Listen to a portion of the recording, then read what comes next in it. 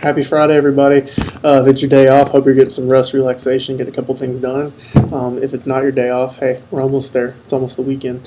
So, a couple things. Really want to encourage you, subscribe to the YouTube channel. Please share it out because next week we're going to start to really kind of change and freshen some things up. I'm going to work on some stuff over the weekend.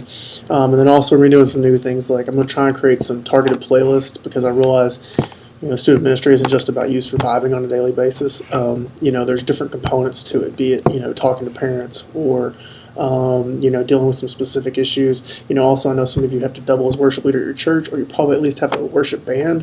And so I want to do some things just on, from picking out set lists all the way to, gear you need and don't need. Just some things like that, just to kind of help out kind of on all broad range. Also trying to do some weekly kind of interviews type discussion things, and with some people who have a lot of knowledge, background, experience, and education kind of in the student ministry field. And so that stuff's going to be coming soon. Now, as far as today, I was digging into the Word, and I really thought about just taking Friday off and saying, hey, we'll just kind of crank back up again next week.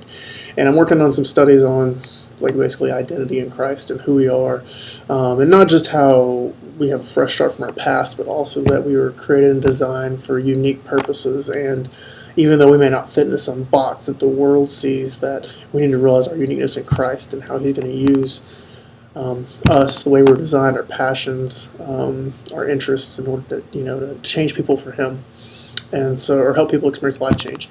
And so I was reading in 2 Corinthians 5 because, obviously I know most of us, we've read verse 17 and, the idea of,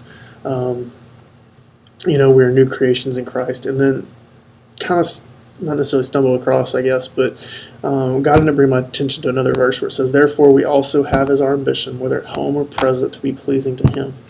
And I know many of you have read this passage and you've seen kind of how there's that struggle between, the troubles of this world and longing for home and heaven, but we're still here, and what can we do? And I just love that no matter what, our goal is to be pleasing to Him. And so my question to you is in everything you do, are you pleasing Him, or are we striving to please people? And this can go down to, the topics that you speak on at midweek events. Are there things you're afraid of sharing, even though your students need to hear them? It could be topics along the lines of, sex, be it sexual activity, sexual identity. Boldly proclaiming the gospel from the stage and letting people know that reality of sin and death and what Christ has offered us. And it could be because you're fearful of, what people maybe on the deacon committee might say, what parents might say. Maybe you're scared to call something out in a student's life that is going on. Obviously in a loving manner, but it's because you're worried about how they're going to react and will they come back and what are their parents going to say. And, obviously we think about some of those things, so we do it in a loving, caring, compassionate manner, but at the same time we can't be afraid of those conversations when they're the truth and they're what God's placed on our heart. I know for me, when I was getting into doing some music stuff, I had the opportunity to talk to Billy James Foote. His father was my children's pastor, and so they've just meant a lot to us for a long time, our family. And I remember him telling me, you've got a choice when you get into this, if you could please men or you can please God. And when I say please men, obviously, pleasing people. And so, the thing is, at that time it was all about having big, huge bands, and it's kind of deciding, what are you going to do and why are you doing it? Is it about worship and bringing people to the throne, or is it about, putting that show on? And so it was really challenging to me, and I realized that plays out in a lot of other areas. So just want to encourage you to think about, are you living to please Him? Because the cool thing is when you read that passage, it talks about how we don't have to be fearful of living to please God. Because if nothing else, we know we have a home in heaven. They can't do anything to us. They can't even take our lives because we have eternal life in heaven. And so there's this freedom. Now, I know it can be scary because obviously no one wants to lose their job and have to deal with that transition, or maybe that hard conversation at home of, hey, guess what? We're moving again.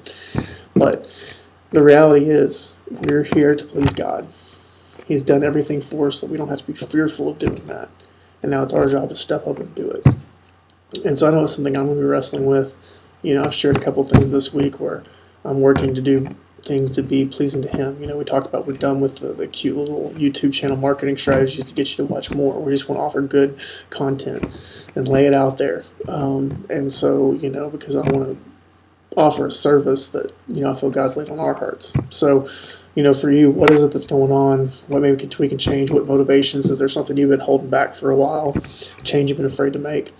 I hope you'll make it. If you've got something specific, just share with us in the comments. We can pray for you.